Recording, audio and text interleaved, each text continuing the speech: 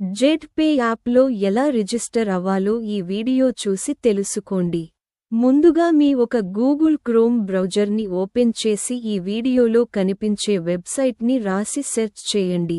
మీకు website open అవుతుంది. దాంట్లో మీ వివరాలు రాయండి. ఒక జిమెయిల్ ఐడి రాయండి.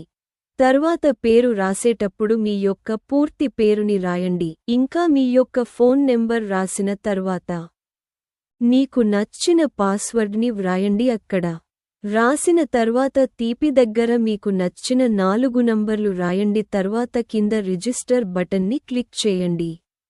అంతే అండి, మీరు జెట్ పే యాప్లో జాయిన్ అయ్యారు.